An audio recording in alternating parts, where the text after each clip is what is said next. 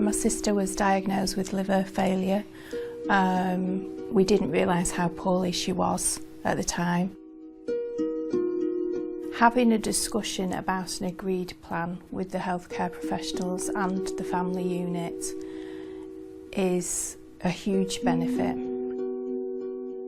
We discussed the preferred places of care for her. We asked her where she wanted to die, and she gave us her answers, and that was all put in place by the hospital discharge team. In the end, my sister died where she wanted to be. She wanted to be at home. She was in her surroundings that she was happy in, and that was the best place for her. And because of that, she went in her sleep, and as a family as well, we were happy that we were surrounded with her. We were there with her, and she just went peacefully in the end. Yeah.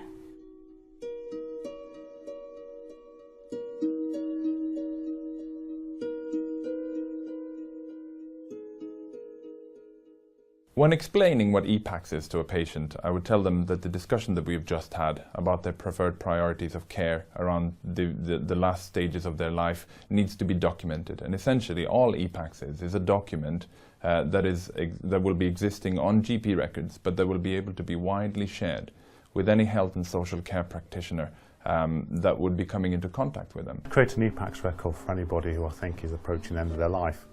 And these are the people who you find it fairly easy to have the conversation with, because it's starting to come quite naturally. EPaCCs can be very useful for situations where you have the frail elderly. People who have really bad heart disease or such bad chest that they can't move around their own house. Patients with long-term medical conditions, COPD being one of them. And sometimes people are going to have things like renal dialysis. It's really important to have that conversation and perhaps try and bring in carers and family as well.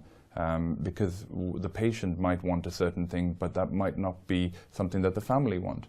But when they realize that that is the patient's wishes, it's much easier to document and record this and to make sure that it actually happens.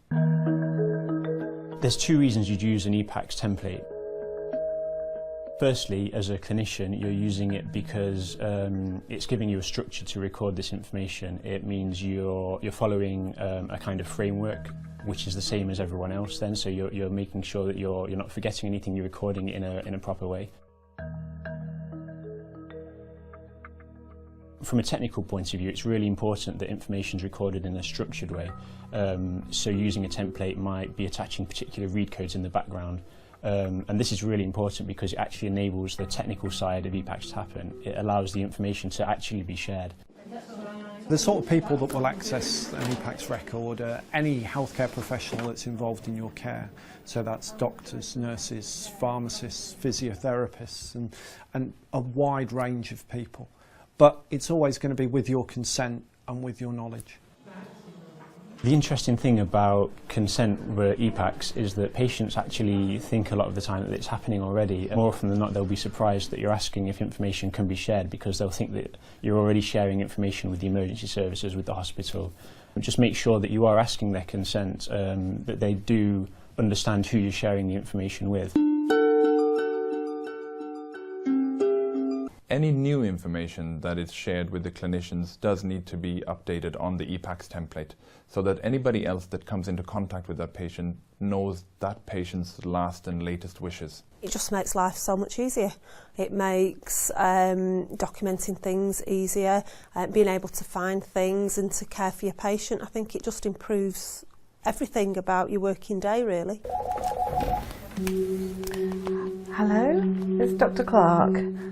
EPaCCs is particularly important during the out of hours period because these patients are all new to ourselves.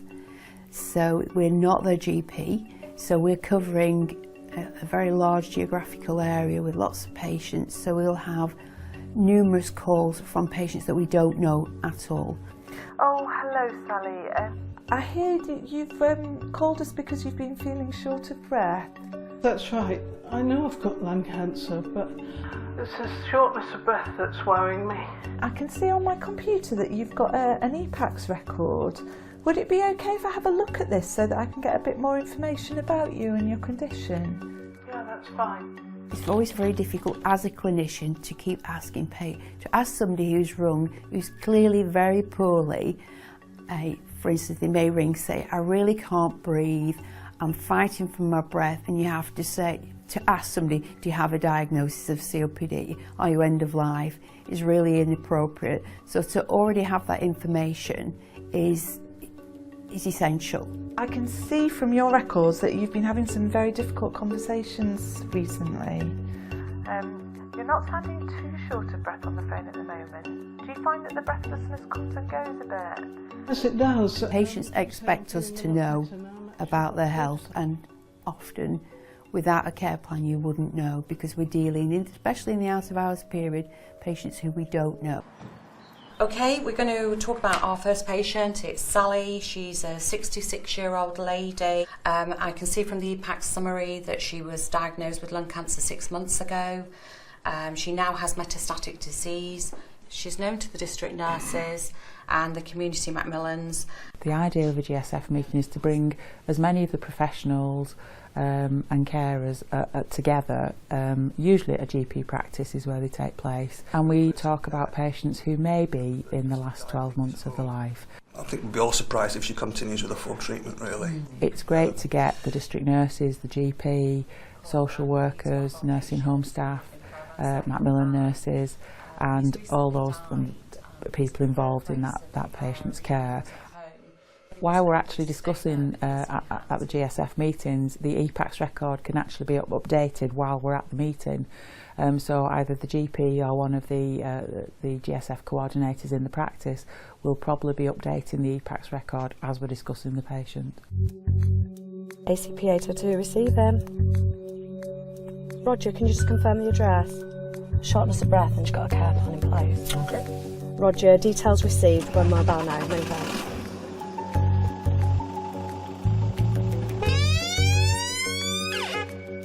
If a patient deteriorates suddenly and the ambulance service is called, the service can then view the latest information and preferences and wishes for that patient and then respond appropriately.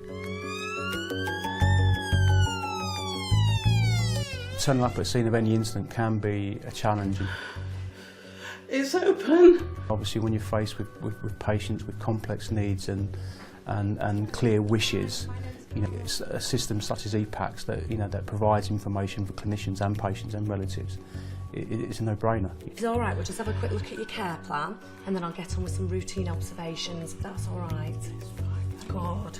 But 3 in the morning particularly, there's not always pathways available, there's not always advice available, there's not always senior clinicians available, and the ambulance service have a habit of becoming the default safety net for these people. So if we arrive at these incidents with insufficient information, the risk is we make inappropriate decisions that are against the patient's needs or wishes. They are really quite upsetting, emotional jobs and any kind of end of life. So at least you want to be making sure that ethically, morally to yourself, that you're doing the right thing by the patient, absolutely. Just on scene with a lady called Sally Turner, who I believe you know quite well. Yes, I know this lady. I think the last time we discussed during the Gold Standards Framework meeting, she didn't really want to go into hospital.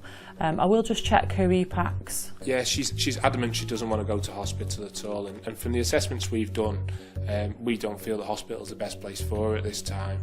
Yeah, I mean, I can call out to see her within the next couple of hours. I can see that she's got some anticipatory medications in the home. Yeah, there is some here. The observations we've done as well, they're all within normal parameters, which fits in with the care plan.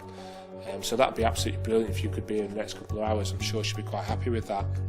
The benefit to EPaCCs, it will give us that clarity that we need at the scene of a complex situation, sometimes an emergency situation. And clarity is something that you need quickly because you need to act appropriately.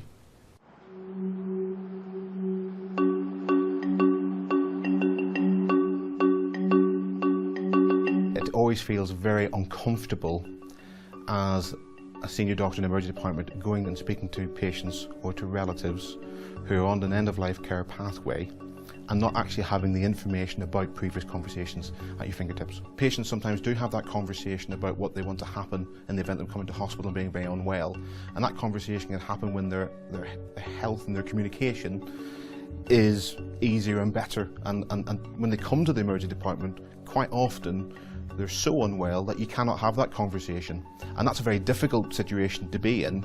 And again, having the information on an EPaCC system so that we can see what has the conversation been had, what the patient's wishes were, what the family's wishes were, makes it an awful lot easier. The EPaCCs system has so much potential, particularly if we can get it rolled out across the country.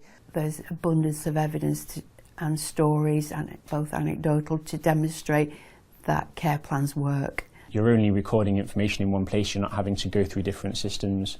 You can record it in one place and be sure that it's going to everyone else that information needs to go to deliver the benefits to the patient. So it's about making your life easier as well. For patients, it saves them time as well and energy, because quite often our patients are very fatigued. And if you've already got that information down, we don't have to keep asking them and keep asking them. Patients quite often get fed up of being asked the same question by different health care professionals over and over again. From a hospice perspective, we want patients to be able to have their lasting wish, which would be either to die at home or to die in hospital or their preferred place of care. So I think EPaCCs has enabled that that multidisciplinary approach to supporting patients to have their wishes and preferences met. The huge advantage of having a specific system that's dealing with end-of-life care is that you have immediate access to the relevant information quickly. And that's the enormous advantage. And I think that's the selling point. If you need to know more about an EPaCCs and how you can use one, you need to contact somebody from your CCG who is involved in end-of-life care, or perhaps you might have an EPaCCs task group that you can contact as well. To find out more about EPaCCs within the hospital setting, I would go and speak to the palliative care consultants or any of the palliative care team. You can also contact your out-of-hours provider, who will be providing and supporting EPaCCs across your local area. The local hospices has a wealth of information about this sort of subject, so that would be a good start. Speaking from a personal point of view to anybody who's not already got this in place, it's a huge benefit to any family. It's peace of mind to a family when they're most vulnerable, they're emotional, they've got a family member who's poorly. You've got the confidence that everybody dealing with that person's care has got all the facts at their fingertips.